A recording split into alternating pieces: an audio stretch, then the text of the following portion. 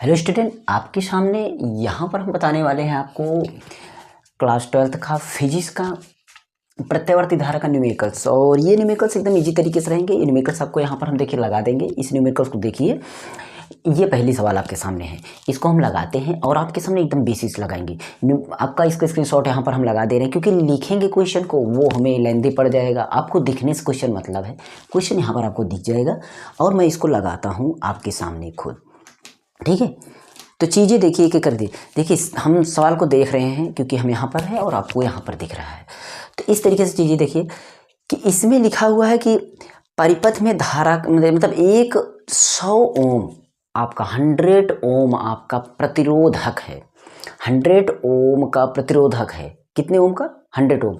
तो ये ओम में क्या मापा जाता है, पहले इसको देखेंगे। ओम में क्या मापा जाता है? तो ओम में आपको मापा जाता है प्रतिरोध, जिसको हम बोलते हैं आर। देखिए अभी इसको लिखेंगे कैसे ये चीज़ें। तो यहाँ पर जो चीज़ें दी गई हैं, आर बराबर पहले दिख रहा होगा क्या? आर बराबर आपको दिख रहा होगा 100 ओम। ये हो गया। सवाल में और देखते हैं प्रतिरोधक 220 वोल्ट है। कितना वोल्ट है? 220 वोल्ट है। ओके, तो हमारा 220 वोल्ट है प्रतिरोधक में। 220 वोल्ट और 50 हर्ट्ज के आपूर्ति से संयोजित हैं। तो ये हमारा इसका वोल्टेज जो है कितना है? 220 वोल्टेज है। और प्रत्यावर्ती धारा में समझते हैं RMS बोला जाता है, वर्ग माध्य मूल्य जो होता है उस पर हम देखते हैं। तो इसको हम VRMS बोलते हैं। इसको हम क्या बोलते हैं? VRMS, जिसको हम देख रहे हैं तो 220 है, 220 वोल्ट इसको हम लिख सकते हैं। बात आई समझ में? ये हो गया। उसके बाद अब अगर हम चलते, पहला क्वेश्चन क्या पूछा जा रहा है? पहला क्वेश्चन, हाँ, उसमें 50 हर्ट्ज आवृत्त है। फ्रिक्वेंसी कितना है? 50 हर्ट्ज। तो ये भी देखते हैं, ये हमारा 50 हर्ट्ज है। ये तो सारी चीज़ें मिल गई सवाल में।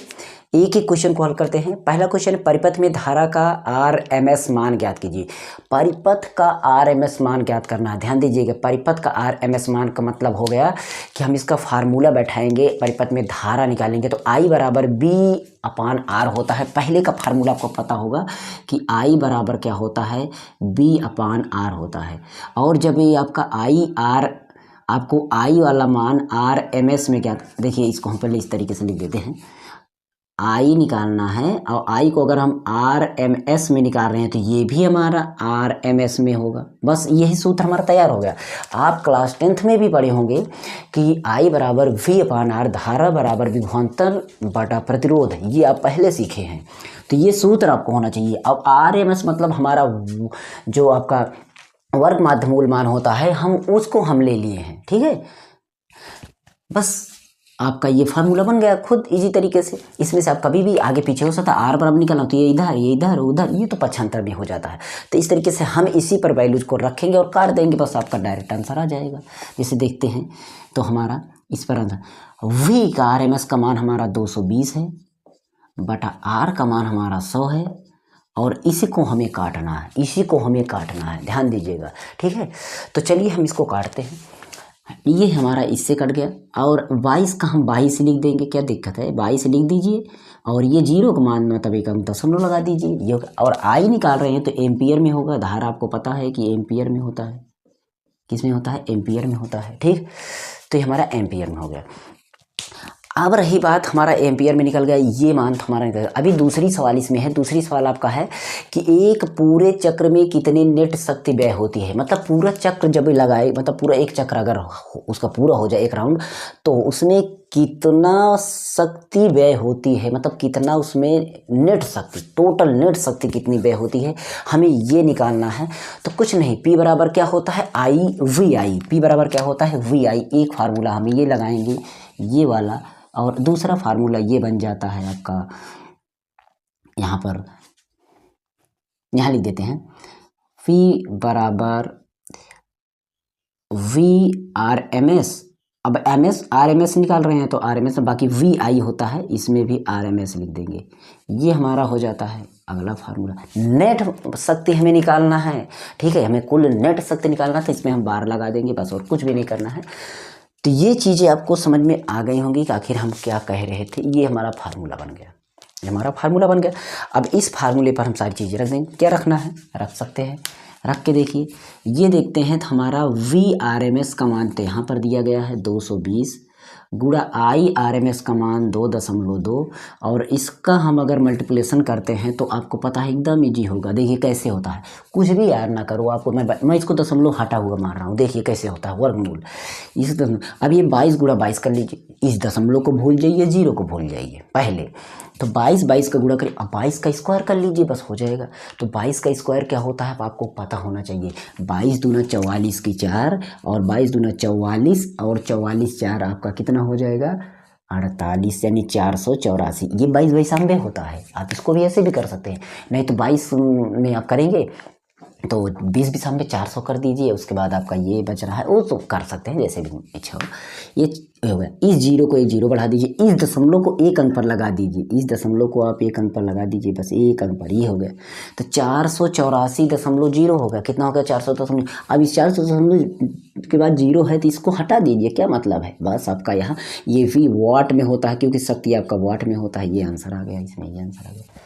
ओके, बताइए कितना कठिन था ये सवाल आपके लिए, कितनी कठिन थे? कोई कठिन सवाल है? नहीं, सवाल कठिन है। तो हम एक सवाल और बताते हैं आपके सामने, दूसरी सवाल यहाँ पर लगा देते हैं। अब पढ़िए, पढ़ के आपके सामने सुनाता हूँ। इसमें है कि अल्टरनेटिव करंट यानी एसी आपूर्ति का शिखर मान, आपका शिखर मान जो आपका शिखर मान है वो कितना दिया गया है 300 वोल्ट दिया गया है। ठीक है, आपका शिखर मान कितना गया 300 वोल्ट। तो RMS में वोल्टता कितनी होगी, RMS में कितनी वोल्टता होगी, यानी कि आपका रूट मीडियन और स्क्वायर में कितना उसका मान होगा। अच्छा ठीक है, ये चीज़ तो हो गया, पर मैं इसको निकाल दूंगा। तो पहले हम जो चीज़ें दी गई हैं उसको हम लिख लेते हैं। तो हमारा शिखर मान देगा जिसको हम V0 बोलते हैं, जिसको हम क्या बोलते हैं V0। ठीक है, शिखर मान को हम क्या बोलते हैं V0। ये V0 हमारा मान कितना है आपका 300 है, 300 वोल्ट। ये हो गया। ठीक है, अब इसको चाहे आप इस तरीके से लिख दीजिए, चाहे इसको हिंदी में लिख दीजिए, बात एक ही है। सॉरी, वोल्ट है, वोल्ट नहीं है। ये हो गया इतना वोल्ट। उसके बाद सवाल में और देखते हैं तो कुछ चीज़ें मिल रही हैं। अभी तो पहले सवाल में कुछ भी नहीं मिल रही हैं, दूसरी सवाल अलग से निकालने को बोला गया है। तो हमें क्या निकालना है, RMS में वोल्टता निकालनी है, RMS में इसकी वोल्टता निकालनी है। तो RMS में वोल्टता निकालने के लिए आपको एक फार्मूला पता होना चाहिए, जो आपका यानी कि VRMS निकालना हो, क्या VRMS निकालना हो तो कुछ इस तरीके से हो जाता है। VRMS बराबर आपका हो जाता है, यहाँ पर आपका ये छोटे में है, VRMS बराबर जो शिखर मान आपका होता है, मतलब V0 जो शिखर मान होता है V0 अपान √2 ये हमका एक फार्मूला मिल गई। ठीक, तो जब ये फार्मूला हमको मिल गया तो हम क्या करते हैं, यहाँ पर हम यूज करेंगे वैल्यूज को। जो हमें मिल रहा है यहाँ से, हमें सवाल में मिल रहा है, उसी को हम इसमें रिप्लेस करेंगे और कुछ भी नहीं करना। तो मिल क्या रहा है, हम देख रहे हैं मिल रहा है V0 का मान 300 और अपान √2 और √2 से हमें 300 को काटना है। क्या कट जाएगा? नहीं कटेगा, आपको पता है। लेकिन आपको क्या करना है, इसका हम परमेयीकरण करेंगे। इसको हम परमेयीकरण करेंगे तो कुछ देखिए √2 का इसमें गुणा कर देंगे दोनों साइड। देखिए इसको, इसी को हल करना कठिन पड़ता है लोगों को।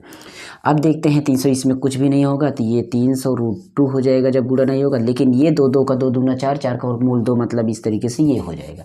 और 2 से जब हम काट देंगे, 2 1 कम 2, 2 पंचे 10, 150 आ जाएगा। और आंसर हमारा आ जाएगा इसमें 150, मतलब 150 √2, 150 √2 आ जाएगा। और निकाल क्या रहे थे VRMS, वोल्ट में निकलेगा। किस में निकलेगा? वोल्ट में निकलेगा। ये मान हो गया। ठीक, तो इस तरीके से ये मान हमें मिल गया। और अगली सवाल हम निकाल के दिखाते हैं। तो अगली सवाल में हमें क्या मिल रहा है कि एक पूरे चक्कर करने के लिए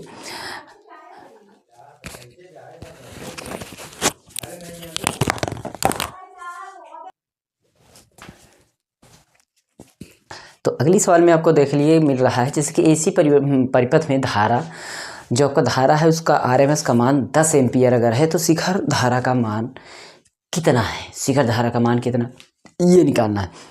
तो यहाँ पर IRMS जो है वो आपको दे दिया गया है। IRMS आपका दिया गया है 10 एम्पियर। तो सबसे पहले हम उसको लिख लेते हैं। IRMS का मान 10, I क्या है धारा, तो एम्पियर होगा, इसका मतलब क्या होगा एम्पियर होगा। ये चीज़ें आपको पता है। और इसके बाद इसमें सवाल में कुछ भी दिया नहीं गया है, देख लीजिए आरएमएस का मान 10 एम्पियर दिया गया है आपका धारा का, ठीक है। तो हम क्या करते हैं, इसमें निकालना क्या है, शिखर धारा का मान, मतलब उसका उल्टा शिखर धारा का मान। आप इस फार्मूले को इसमें देखिए उल्ट के, जैसे देखिए आप अभी यहाँ पर देखे थे तो मैं फार्मूला लिख के दिखाता हूँ। जैसे I0 मतलब यहाँ पर I RMS का मान है, तो I0 का मान निकालना है। जब I0 का मान निकालना है तो इस तरीके से हो जाएगा I0 बराबर IRMS गुणा √2 गुणा √2। ये देखिए, इसको एक बार नज़र डालिए तो आपको चीज़ें समझ में आ जाएंगी, चीज़ें आपको समझ में आ जाएंगी।